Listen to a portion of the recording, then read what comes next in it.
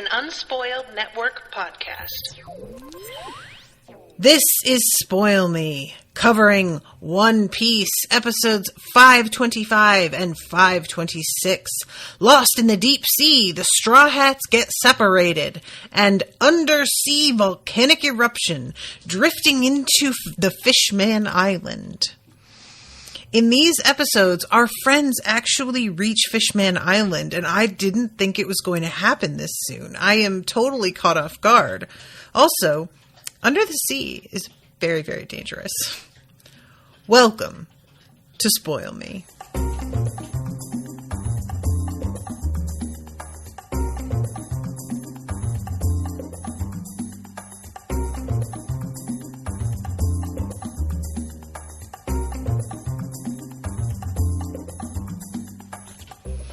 Welcome to the show, everyone. I am Natasha. Thank you very much to Florian for commissioning this episode, and thank you, Florian, for being very patient with me trying to get through some tech issues that I am having tonight.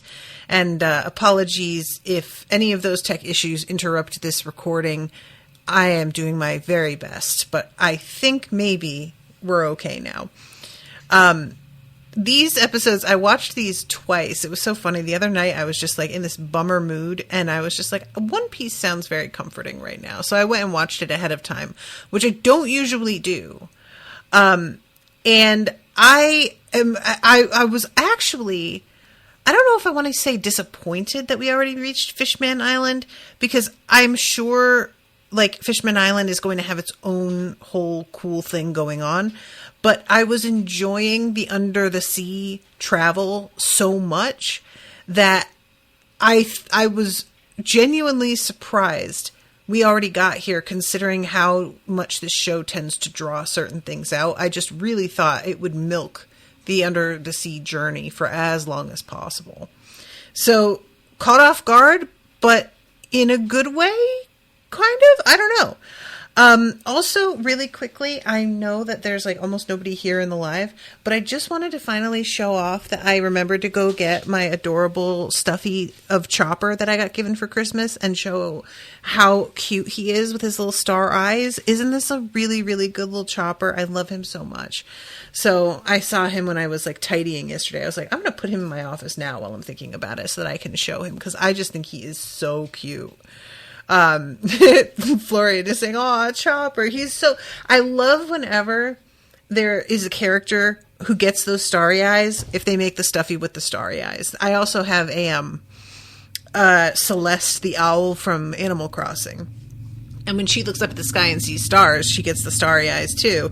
And a surprising number of the stuffies do not give her starry eyes. And I'm like, that is half her charm. So yeah, Chopper, my VIP. I love him over here. He's going to keep watch over me during this recording. Okay. This episode, the first of the two, we have the recap, of course, of everything that's going on with, the Kraken throwing the ship around. And our guys had just left the ship in their little, I can't remember what they're called, but they're like those individual bubbles that they can use. And they were supposed to wear ropes to keep them attached to the Sunny. And immediately all of them just completely disregard those ropes, which is just, it's so like completely on brand. I can't even be mad. It's almost like giving them the ropes to begin with was just a fool's errand. You know what I'm saying? Like, it's just, there comes a point where it's sort of like, look, you had to know. There was no point in doing this in the first place. And they decide to like go deal with this Kraken, just like a straight up fist fight type thing. And Sanji goes in, and he hits it with grill shoot, is the way it's translated here. A kick that lights up like a whole tentacle of this thing, which, considering how huge the tentacles are, is still pretty impressive. But like, in order to do this, he had to leave his bubble. I'm not entirely sure why that is, because they are able to run within their bubbles. Like they're running in the ocean, so to speak. I don't know how better to say that. So I'm not really sure if they can like move their feet that much to sort of run, why the kick has to be done outside of the bubble. But whatever it is, he does the kick, turns around and starts to leave and finds himself like outside of it. And Zorro then steps in with 6 paths, his technique. And he slices up another one of its tentacles in 6 different pieces, which I really felt bad about. I was like, you guys know, especially later on when it's kind of been cowed and tamed, I was just like, oh, but you cut its tentacle up into pieces. Like, this sucks. And Zorro is reflecting on the fact that, like, the past couple of years, all he has done is fight. And he says, it sounds awful when I, like, say it like that, but I'm really grateful for it. And yet, he says, I still haven't surpassed him yet. So, 2 years, that's not that long. Not having surpassed him, I would hope not. If you could surpass him in only 2 years, I feel like that wouldn't say much for his reputation anyway. You know what I'm saying? So it's all right. But anyway, everybody who is like on the ship is really impressed with the two of them. And, you know, at one point, I think it's Usopp who was just like, oh my God, Sanji went so fast. I couldn't even see him. Like, this is just so awesome. Luffy, meanwhile, is having a similar reaction to me, where he's like, I told you not to, like, hurt him because I wanted him to work for us, basically. So he does Gum Gum, and it's Elephant Gun, which does seem appropriate for a Kraken, I have to say. And he swings this fist that is the size of the Kraken's head, which is really saying something. And everybody had been impressed with Sanji and Zoro's progress. But when they see what it is Luffy was just able to do, they are truly, like, shook. They get those, like, white eyes kind of thing going on. Meanwhile, the Kraken, who has fallen backward, there's, like, some spot, and I don't really get what's meant to be happening here, because as far as I know, there are no, like, pockets like this on an actual squid or octopus. They eat with a beak on their underside. So I don't really understand what it's supposed to be that's happening here. But there was a shark that was, like, stuck somehow in a tentacle. I don't know. It's a weird, like, the way this is illustrated, I couldn't understand what it was. But this little shark is adorable. He's wearing a little t-shirt and comes out and, like, thanks them for helping him. And then, like, just swims away. And honestly, this little shark guy, what a treasure. He looks so cute. I want to be his friend. He looks familiar. I feel like if we haven't met him before, I've seen a cartoon like him before. Something like that. But yeah, so he just thanks them and then he takes off. And I have to assume that, you know, eventually we're going to reach a point where he's, like, instrumental in helping them because he remembers that they helped him this one time and it's going to be, like, a whole thing. And just for the record, like, I don't have any problem with that. When I say this sort of thing, I'm not trying to be dismissive of, like, oh, of course, this very predictable thing. Like, I don't mean that. I mean, you know, in stories like this, that's what you do. You set up that somebody has done one person a good turn, and that way it comes back and you can circle things around later. So this is when our boys, all in their individual bubbles, are like, okay, let's go back to the sunny. The current is beginning to pull us in, and the current has even pulled the Kraken down at this point. And they turn like they're going to be able to just swim back, and they can't. They are pulled down. Meanwhile, Frankie is getting onto the deck of the Sunny and, like, trying to chase them down. And everybody is flying all over the place because they are just pointed, like, the ship is, like, vertical. So after they catch up, Frankie just, like, starts rolling around the deck because there is no way to stay on his feet. And the whole like ride down, I'm thinking, well, maybe they'll catch up with their friends and it'll be fine. And they wind up actually coming back to the ship sooner than I was thinking they might. Because I was expecting the under the sea journey to take longer than it did, I figured them being separated was going to be a whole thing.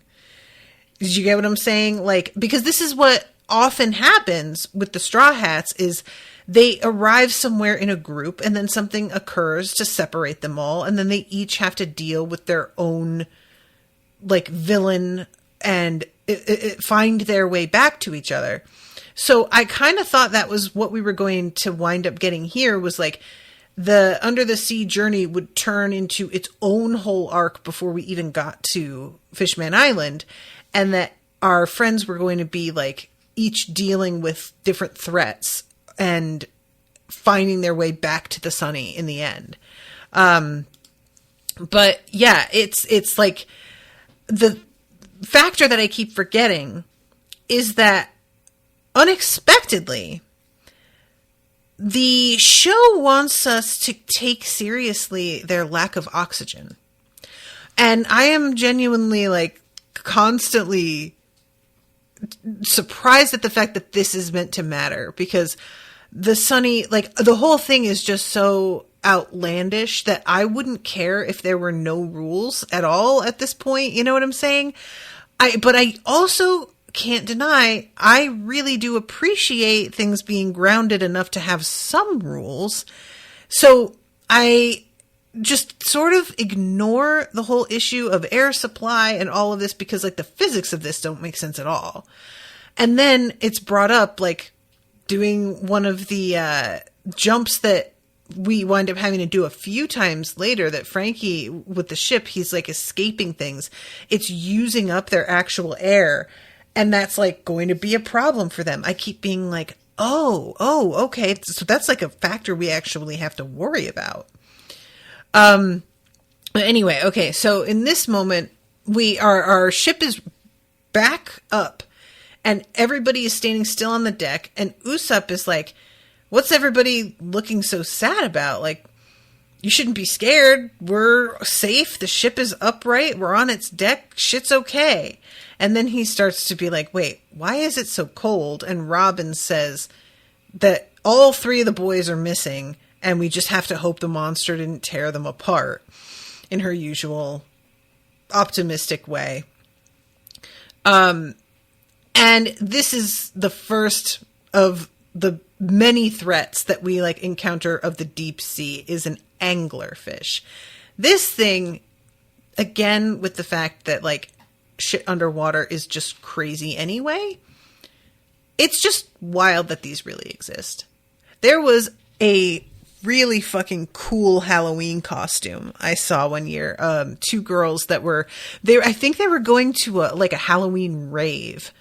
And so they did these like anglerfish costumes with the lights, and they looked so fucking cool.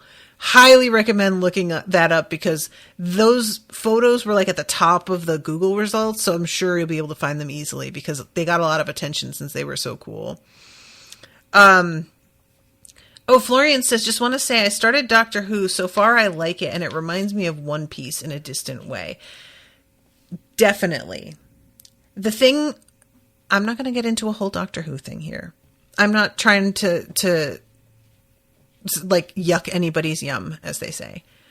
But my issue with Doctor Who is that it takes itself too seriously a lot of the time. One Piece gets serious occasionally, but mostly does not take itself seriously at all. It knows what it is. And that's the key to the tone being something that I can deal with. But Doctor Who often tries to be like preachy or moral in some way that isn't actually like sustained in the dialogue or the plot, and it just gets very up its own ass.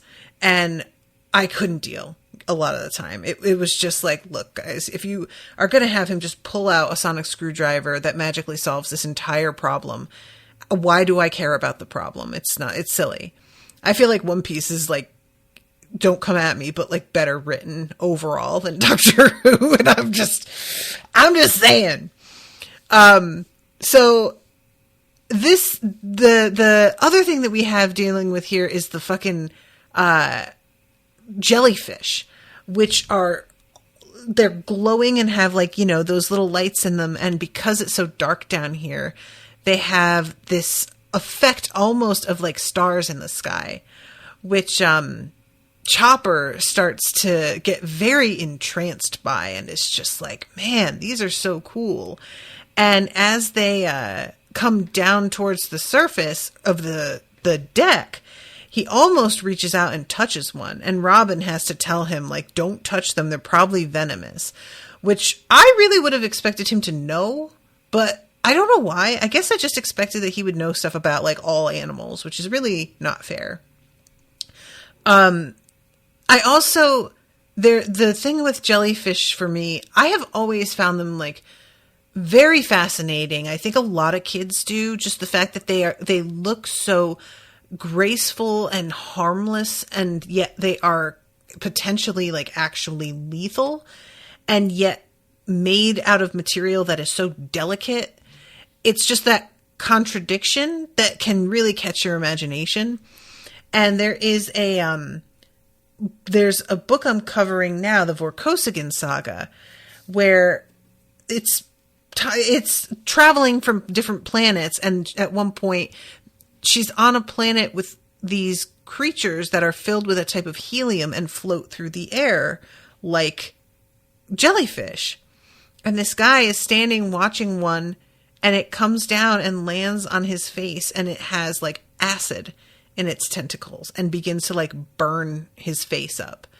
And it was just the most terrifying like imagery. It was so awful. And so now that, for some reason, them being on land in that narrative, now when I look at them in the water habitat, even in like a cartoon, I keep picturing that guy is getting his face burned off, and I'm just like, ooh, not pretty. These are scary. These are very, very scary. Also, we get to see a new thing from Frankie. He has these spotlights built in, and they come out of his nipples. I lost my shit. That fucking cracked. I was not expecting that at all. And I don't know why I wasn't, because Frankie's whole thing is just being outrageous. Like, I would not be surprised if at one point he's got like an actual cannon in his bikini briefs that just like sticks out like a giant dick. Because that just feels like what we're kind of doing sometimes with him. And I have no problem with it. It is these actual headlights. Amazing. Perfect. Flawless. So anyway, lots and lots of creatures that they are encountering, and they all have sort of different, not our crew being they, but the fish. Some of them can't seem to see them very well because their eyesight is so like underdeveloped. Others, because of the darkness, have highly developed eyesight. So it's sort of like anybody's guess who is going to turn out to be an issue and who isn't. But yeah, this is when we have to use the coup de burst the first time and get away from the jellyfish that has draped itself over the top of the ship. And it just keeps like, they keep encountering things that they need to use the coup de burst for.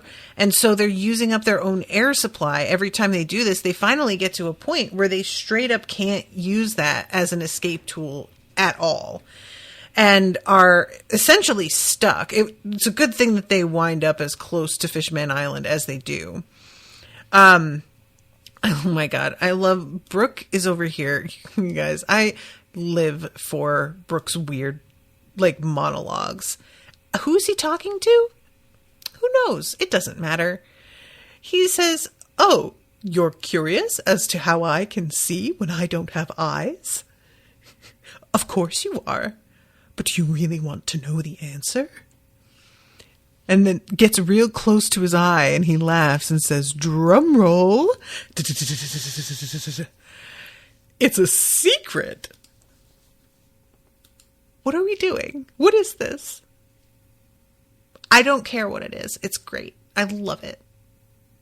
Brooke, bless your heart. If it just weren't for him asking to see panties all the time, Brooke would be like the perfect character. I would love him so, like, there would be no qualms about it. As I sit right now, Chopper is my guy because he's so pure. Brooke just manages to like eke into that real creepy territory a lot. But I can like make myself forget that. And then he turns into my favorite. So it's just sort of, you know, I just wish that we could let it go. Unfortunately, there's a whole thing later with him and mermaids. And I don't like him and Sanji both being on the same wavelength at all. I just don't want the two of them. Sanji doesn't need any encouragement. That's where I'm coming from pretty much. I don't want anybody on the Sunny to be coming at women with the same energy in any sense as the energy that Sanji brings. And I almost feel like I want to blame Sanji for Brooke's behavior, even though that's super not fair. I want to pretend that Brooke is like better than this and that it's just Sanji like influencing him negatively. And like, that's not what's happening, but I just want Brooke to be better. I want him to be better than he is. So, okay. The crew, again, they're all just like, I don't know where we need to head. How can we even like know that when we got pulled down, we went in the same like general direction? There's no way that, you know, and then finally, and I had been sort of wondering this vaguely in the background, but I hadn't actually put words to it. They notice that Wet Hair Caribou is gone. And we get this sequence that is it's so silly. So this dude, he's a Logia type. And I guess he turns into mud. I don't know. I don't know if we actually have gotten an explanation from him about it yet. But he has pretended to be tied up effectively to get them all thinking that they really have him on the back foot. And he then waits for all of them to be distracted and hides in a barrel on the ship so he can bide his time until it's safe for him to jump out and attack again. And then, I guess, take over the whole ship. His plan is basically like, I'm going to let them keep steering the ship because I need a crew in order to power this thing. So I'll at least wait until we like get somewhere safe.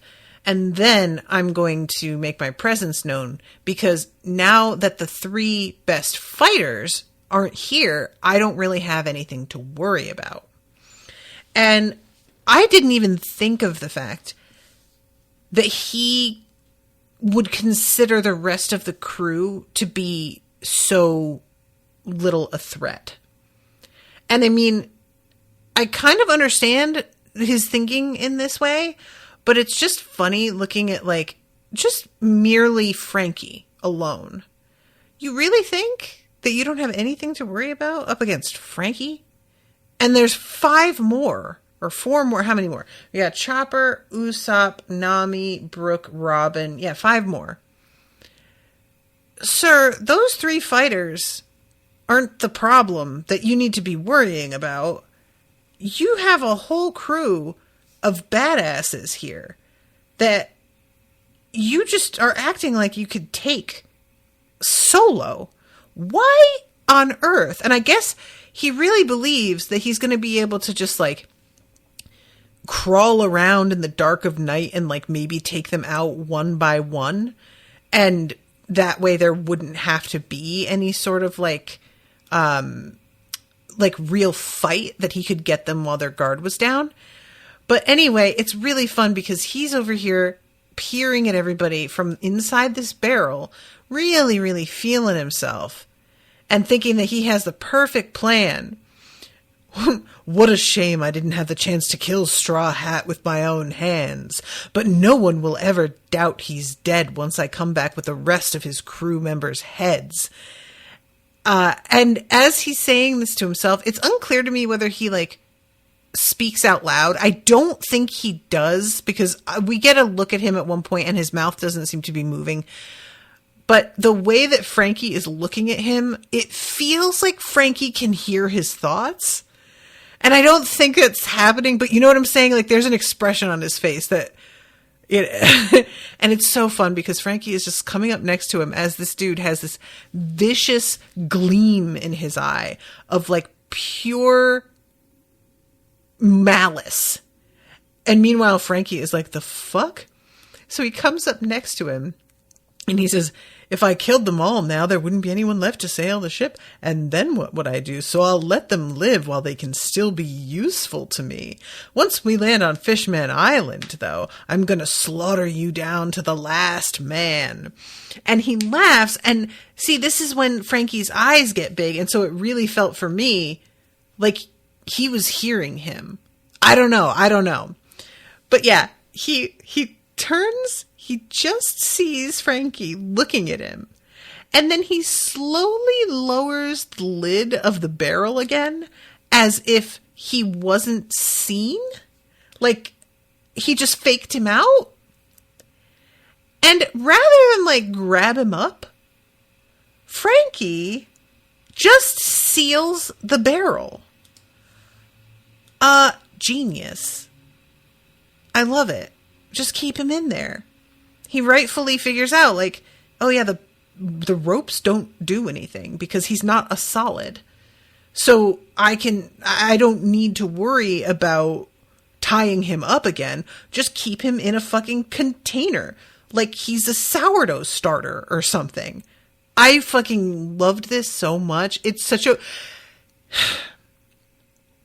Wet Hair Caribou was so, like, unlikable right out of the gate. Like, some of these villains, you know, they come in and they have a certain energy and you're like, oh yeah, I know he's a bad guy, but he's fun. Or, you know, there's something cool about his design or his power is really wild, you know.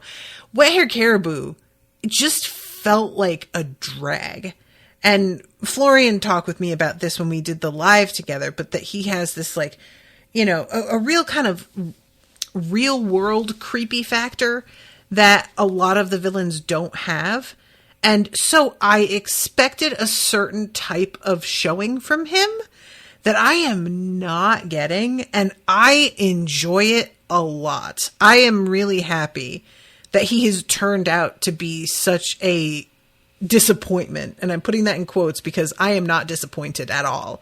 This is great. Like, him being basically shown up almost instantly upon arriving on the ship, and then everything he has done since then is, like, pointless and fails. It's great. I want more of it. I never want him to get back into a place of power again. I want him to keep thinking he is one-upping them and keep being brought crashing back down to earth. It's very satisfying. There are some villains for whom this wouldn't work, and I would just be like, why am I supposed to be, like, afraid of or invested in this person? And then there are people like this where you just made me despise him so much, so quickly, so instantly, that the sort of petty schadenfreude that you get seeing them slap down is, like, sustaining in this very chewy, full meal type of way. So, yeah, I just, the first time that I watched this too, even though it was animated very clearly that Frankie can see him, because the animation in this show can be sort of symbolic sometimes, it can occasionally trip me up whether something is, like, happening very literally the way it looks like it's happening or not. So there was a time with the first viewing of this episode that Frankie seeing him and his face sort of being in the background, I got a little confused and I thought for a moment that it was Caribou thinking about Frankie. And so the image of Frankie in the background was indicative of who he was imagining he was going to have to fight or take down first or whatever. And I was like, then started to be like, oh, wait, no, I think he can see him. And so when I watched it the second time, I got to appreciate a lot more how soon Frankie spots him and how, like, there is no ceremony about locking him inside that barrel. And he says literally, if he wasn't so stupid, we would have been in real trouble. But yeah, he's like a pile of mud in there, and it must be a devil fruit power of some kind. He was giving us a false sense of security because he could have escaped at any time. And meanwhile, behind him, the barrel is like hopping up and down, and he calls Frankie the guy in the banana hammock. I really do like that banana hammock is being used. I am curious what banana hammock is in Japanese. What's that sound like? So, all of a sudden, we have a new change in temperature. Everybody had been very cold recently, and now all of a sudden it's starting to get hot. And they look around and they see what seems to be smoke. And at first, everybody's like, that doesn't make any sense. Underwater? And Nami is the one who's like, no, that is actually quite possible. And she sees these stacks, which again, this is also a real thing. This is a volcanic area. There are heat and gases and magma trapped underneath, and they are coming out of these like chimney looking things. It's crazy. And so it is causing everything to get quite hot. Temperature all over the place here. This is when we begin with another like series of coup de bursts. And it really started to give me a little bit of anxiety, knowing that like our air supply is dependent on this, that they had to use it over and over and over again. Meanwhile, the fact that they're having to do the coup de bursts means that they're traveling in such a way that it might be even harder for them to reunite with their friends. And they start to get like, you know, how are we supposed to even find them again? Because they've been blown so off course. But as we see, that winds up being not a problem. So this is when the anglerfish finally shows up. I said it earlier, but I was jumping ahead a little bit. And the anglerfish, like, it's so big, and it really does look like it's going to eat the whole ship. And then behind it, you see a person. I don't know what the word that is used here is sea bonze, B-O-N-Z-E. I'm going to look this up. Bonze, a Japanese or Chinese Buddhist monk. Oh, okay. Because when he said it, I wasn't watching it with subtitles. The dub, I used to watch with the subtitles to just see the difference, and I stopped doing that because I did find it a little distracting.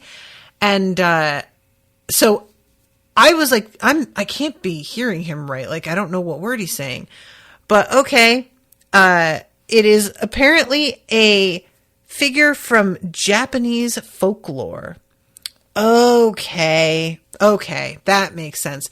And that sort of ties in with like the whole concept of the Flying Dutchman as well, like these folk stories that have to do with the ocean, and just sort of anything that you've heard of that seems interesting, you'll just make it be real in this. That makes sense to me, actually. And the way that this like plays out is that this being is reprimanding its little fish for trying to eat the ship because it knows that it is not supposed to do that. It punches the fish in the head and says, "That's naughty. You know better, Ankoro. You're not allowed to eat ships." And it's definitely like the same voice as the woman who does Chopper, I'm pretty sure. So coming out of the mouth of this like humongous person, it's very, very weird. But despite the fact that this creature helps them, in the moment and keeps the anglerfish from eating them, it is not actually on their side. I thought it was going to turn out to be like, oh, we've met a new buddy. But instead, we have a new ship that shows up. And this ship is so cool, you guys. I love the intro to this. So it materializes out of the dark. There are all of these like little details about it and the way that it's sort of rotting and the curved teeth on the skull that's on the front of it and everything. It looks so awesome. And as it's coming out of the dark, the song that the captain is singing is the Dead Men Tell No Tales. It is so high drama. I loved it the most. Like, it happens a lot in this show that somebody will show up and I will be sort of like, that's not really, you know, the reaction that everybody else has seems to me to be out of proportion to how impressive this person's swag actually is. But this one, I was like, no. It's a combo of the look of the ship, the song itself, the effect that they put on the voice that is singing the song as well, because they make it this very sort of echoing, you know, dead men tell no tales and dead men have no deeds. I pluck the rings right off their hands within these shadowy seas.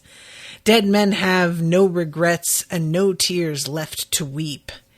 I'll pluck the crowns right off their heads within this cold black deep. Sunken treasures free for the taking, a king of pirates in the making. I leave my enemies weeping and shaking. Vanderdecken is my name, and these long lost riches I do claim. And this is all, as it's coming at them.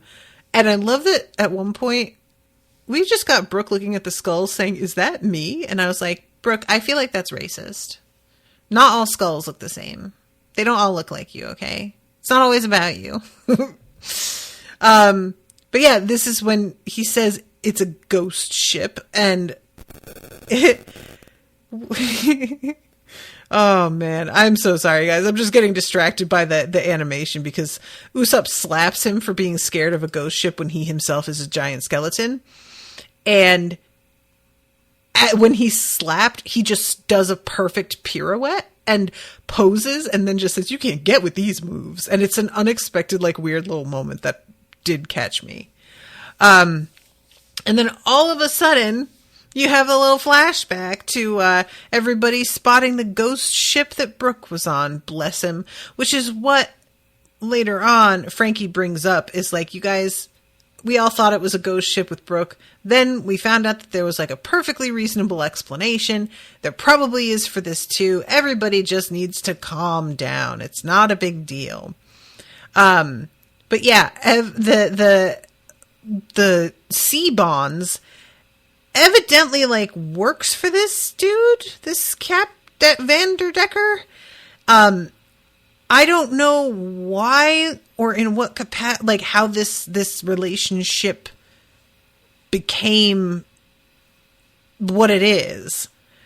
But the sea bonds is like waving down the ship, and we get like a very brief moment of the mouth of this captain as he is like saying to the sea bonds, you know, I don't want to cut the treasure out of your stomach, so no eating it, which is just a grim thing to say to somebody anyway. But we don't actually see the captain other than that that like mouth while it's talking, and then the hand at one point, it points its finger and we see its hand. And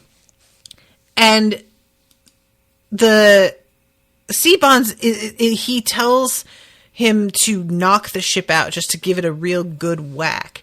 So he goes to do that, but then unexpectedly gets interrupted by the Kraken, who is on our side now. Surprise. And because it has lots of tentacles, it can really beat the shit out of you. And so it's giving like Gum Gum Gatling, actually, when it's going at him. And I was delighted because I knew if this guy was here, then that meant the rest of the boys were here also. So problem solved. And off to the side, Luffy says, okay, he's learned his lesson. That's enough. And the Kraken stops, and there's like a look on his face of like, oh God, when Luffy tells him to stop. But then when he says good boy, he looks so happy. I was so conflicted here, guys. I really was. Like, this Kraken had been a bad guy. I'm glad that we can make friends. I feel bad that he has been like beaten into intimidation of Luffy and pals, but also he was going to eat them. So, you know, I'm just sort of all over the place here with how I feel about this. And that's the thing about like the concept of taming animals. You know, it's just the animal has to be in distress in order, like, at the start of the whole thing. And so I don't love the concept of it, even if I can understand the necessity for it sometimes. But yeah, all of our guys are back. And when Nami is like, what the hell happened to you? Because they're all in the same bubble and just like packed in there like little fish inside a fishbowl.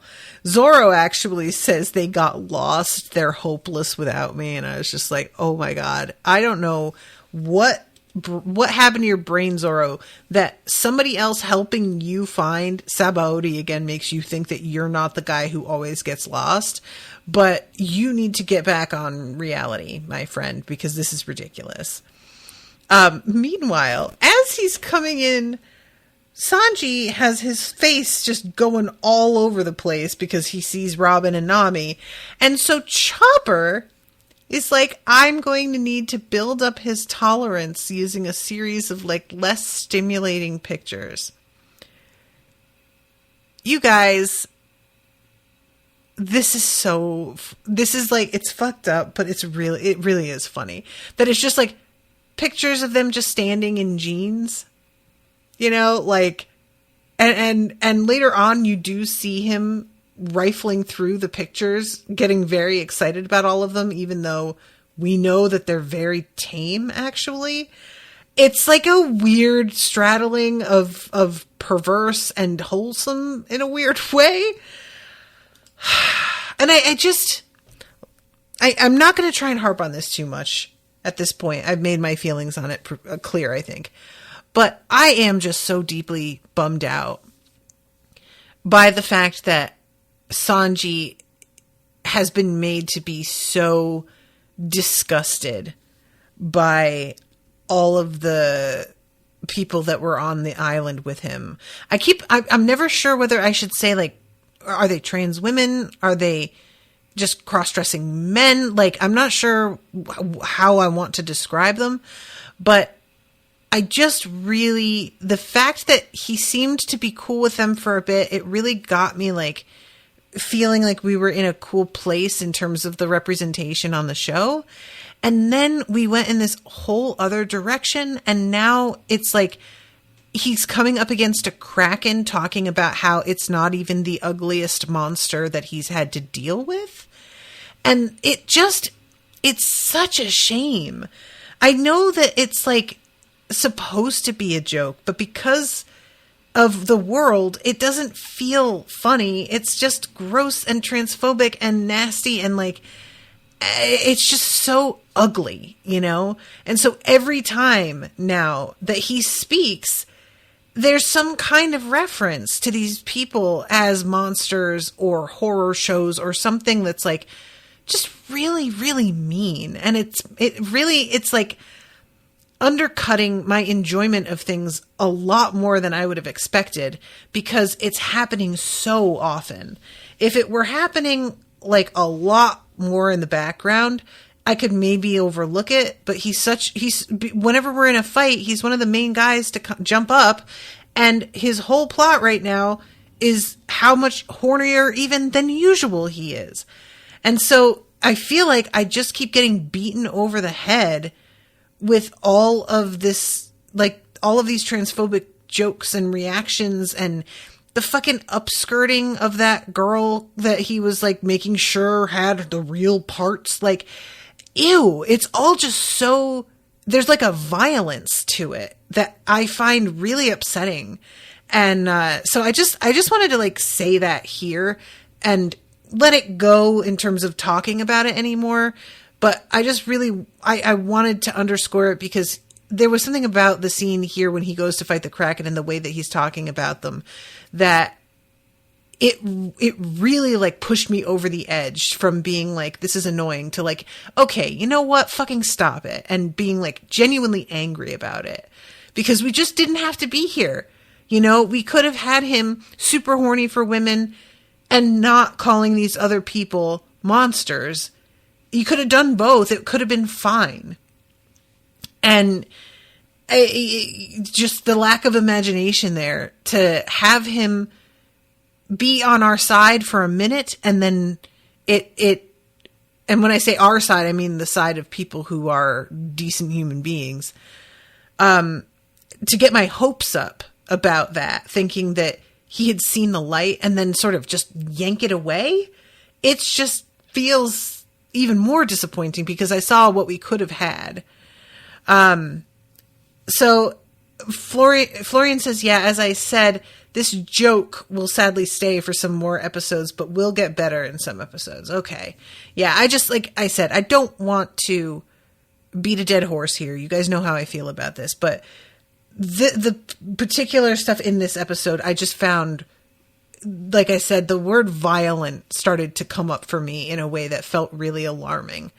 So anyway, yeah, his whole thing is going to be that we have got to get his tolerance up because he isn't going to be able to deal with hot mermaids. He is going to lose all of his blood and die. Meanwhile, they land on the deck and there's a very strange scene here where Brooke is just sort of singing in the background while Luffy collapses on the deck. Robin and Chopper are like talking at the same time. It's a weird scene of like everybody sort of talking over each other and there being a sense of chaos. And I don't know. I felt like it was supposed to be giving me a feeling that I wasn't getting. It just felt like there was too much happening all at once. But anyway, so their friend, the Kraken, picks up the ship and begins to carry it away. The Dutchman pirates are like, all right, we're gonna chase after him. But then it seems something else comes up and he's like, never mind, we don't want this smoke after all. So there's like a sort of, I hesitate to call it the horizon because like we're underwater, but there's a red glow that begins to appear. And this is when Nami is like, oh, okay, yeah, this is the volcano straight ahead. And the Dutchman pirates are like, Captain, we can't go forward. We've got to get the fuck out of here. And he's like, yeah, you're right. I should mention too, considering that it's like being talked of as if it is a ghost ship, we see actual people, like they're alive on there. I think they look alive. They're gray. I don't know if it's maybe like some of the people without shadows that Moria made and they've learned to live underwater. That would be interesting.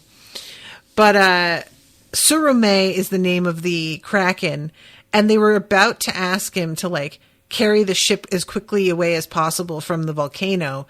And then when they look over, he's already doing it. And I think that it's like Usopp who says something like, it's sort of embarrassing being so big and that afraid. But why? He would die as well. So what if he's big? I do love Robin, just like to herself, saying he runs terribly. I don't know why. She is so flat for me so much at the time, but that one line, it was delivered in just the right kind of flat, and it was so extra funny because of that. Just, he runs terribly. I wanted to ask, Zoro calls Sanji mouth brow at this point. I don't know what that means. mouth brow. What is happening there? I was really, really confused by that. I don't like the curly, there's nothing mouth-like about it. Or maybe he's talking about like mouth like in combo, like he talks too much and he's got crazy eyebrows. I don't know. I don't know what it is, but it was a weird comment that like didn't make a lot of sense to me. Moss head. Now that one makes sense. I get what you're doing with that one. But anyway, so yeah, the Kraken is racing them away, and you can see things like beginning to shake because we're about to have the explosion of magma, and they have gotten like a little ways away, but it's still close enough that it's a problem, you know? Luffy, of course, it's not a problem for him. He's having a great time. He's just flying through the air here. But you see it like melting all of the rock around them, and it increases the temperature of the water and everything so that they start to be like, are we going to get like poached? Like what's happening here?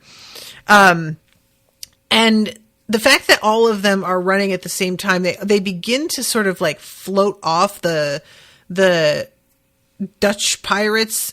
I was just thinking the same thing. Brooke chimes in and says their ship is flying. Is that good or bad? And that was my question also. I was like, I feel like that's got to be a good thing. You're getting off the ocean floor where I am assuming the danger is primary. But also there's the issue of like the heat rising, and maybe if the heat is lifting him, I don't know. And then the worst, you guys, this Kraken, you know how I'm just so mixed on him. They're talking about whether he's going to actually be able to help them get away, or whether or not they're going to get cooked. And Luffy says, well, you know, I think that he'll be able to, like, riding him is really fun, but eating him might be even better. And I absolutely draw the line at this poor creature being afraid that Luffy is going to eat him. That's not okay. Look, if he enjoys being patted on the head and told that he was a good Kraken for doing things, far be it from me, fine. If he is running away from a volcano because he himself is already in danger and he's carrying them with him because it's just like, I'll just do that too, fine. But being threatened with like, I'm going to literally eat you, I just hated it. I really did. His little face, it was troubling, you know? I just felt so bad for him. So anyway, this is when Nami says, okay, keep going straight ahead. I have an idea. And they're still being chased by this lava. This goes on for a little way. And then she says, okay, now jump into the trench that we see. Because there's like a sort of cliff that they come up against. And, you know, all of them are just like, really? Okay. And Kraken obeys, jumps right off of the side. And they're floating in midair. Usual suspects here screaming their heads off, Usopp and Chopper mostly. As they fall, the lava is like right behind them, and it doesn't really seem like they're outpacing it exactly. And I was sort of like, did this really help? Oh my god, I forgot about Usopp saying, you're not really Luffy, are you? You're some evil demon that wants to drag us down into the depths of hell. Oh my god. But yeah, so eventually they go over another one because there's like multiple ledges here that they just sort of fall down the sides of, you know? And finally they're like floating free and the Kraken is holding them up. It made me think about how when they left the Skypiea area, they were carried by a floating, wasn't it a floating octopus in that case as well that was holding them? They get a lot of help from giant octopuses. But yeah, the octopus is holding them up and keeping them out of the way of like all of the falling rocks. And it's just a very tense moment of everybody sort of watching this situation and like, we could get got at any point by one of these landing on us. Zoro asks Luffy to like help him fight this thing, and Robin has to step in and use her power to hold him in place. And she says, the ship is over 8,000 meters deep. If you go outside, the water pressure will crush you. Again, with the actual physics of things mattering in moments that I really didn't think we were going to care about that at all. I'm fine with it, you know, but it does feel very selective of like, well, we're going to do that when I need you to stay on the ship and can't justify why you wouldn't jump off and do something otherwise. So Usopp does special attack Green Star Sargasso? Is that how you say it? I don't remember. But he shoots something out in and amongst the rocks, and it explodes with vines, like a giant sea kelp. And it collects all the boulders and slows them down. It's actually a really cool idea to just be like, I can't stop them entirely, but I can buy us a little bit of additional time from it, you know?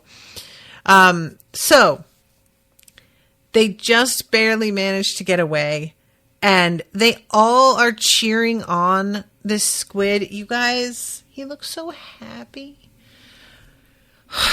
I'm way too much of a soft touch when it comes to animals. I know that. This is why I have taken in puppies and now this kitten that's wandering around my office here. But yeah, the whole, the expression on its face when it feels like it did a good job, and then it, like things begin to go wrong and it gets scared again. It just broke my heart. He looked so satisfied and pleased and proud. And then it all just went down the drain, and he gets hit on the head with a rock, and his eyes X out, and he drops the ship, and the ship just goes flying again. And I was like, oh, come on, man. Let him have his moment, for Christ's sake. I really was. I was so sad. But then it sort of transitions in this, it's a weird moment, because the ship sinks, he sinks, you just see them sort of disappearing down into the dark. And then all of a sudden, there is this like transition to bright light. And it's not really like, the way that it felt was almost like you got knocked out and woke up, and the light was just going when you awoke. I'm not entirely sure if that's meant to be what sort of happened, if everybody on the ship was supposed to have like, you know, been slammed to the deck and got knocked out. But the light becomes so bright that they can't even see anything. And, you know, this deep, they're 10,000, I think it's 10,000 meters. I'm not sure, but it's like deep enough that there shouldn't be light of this type down here at all. Brooke is even like, are we dead? Like, what's happening here? And you see some schools of fish. They're much less chaotic than they have been in the other areas. There's just a sense of calm to this spot that there wasn't in the other places that they stumbled into. And Luffy sees something and he's like, wait, I think Nami, tell us. And she has her log pose out and she's like, yup, it's Fishman Island. It's pointing right there. And Fishman Island, unexpectedly, is like a bubble underwater that looks like it has a sort of a spigot that comes out of it. I'm not really sure if that's the wording I want, but it looks like that's the entrance. It just, in proportion to the bubble, it looks so small, but I know it has to be big enough for the ship to pass through. And it's got to be some sort of like security measure, you know, to get in there. But I was really expecting Fishman Island to just be like open to the water, and that they were going to have to somehow get refresh the oxygen of their little suits to walk around. I didn't think that it was going to be like enclosed and a separate area with air. And it makes sense. It would be very difficult to be animating them in those suits all the time. And the air replenishment wouldn't work. That wouldn't make any sense. But I just took it for granted that it was going to be something like Under the Sea in Little Mermaid. You know what I mean? Or even in like Aquaman. So the fact that it is sort of a contained, I don't want to say like a building. They call it a bubble, and it is, but that doesn't feel adequate for the size of the thing. But yeah, I just wasn't expecting it to look like this at all. And I'm going to be really, really curious how it differs inside from just looking like any of the other islands. Or maybe it won't. Maybe it will kind of look the same. And I'll forget that we're technically like underwater here, you know? But I am just, Oda can be very, very imaginative. So I am looking forward to seeing what he does with this. I think that's everything. Yeah, that's where the episode ends, is like all of them being like, oh shit, we finally got here. And Luffy is just cheering and says, all right, we made it. And the Kraken is holding the ship up and cheering with them. And meanwhile, inside his stupid barrel, Caribou is saying, what do you know? The morons made it after all. And I was just like, they're the morons. You're the one inside of a barrel, sir. That's on you. I don't know who you think you're calling. Ugh. Oh, God. And then there's, of course, the mermaid for you, a mermaid for me, with Sanji and Brooke. And no, absolutely not. I have no interest. They're clearly here. Like, we see them flying around, swimming around, and Sanji gets knocked out again. And I would just like for him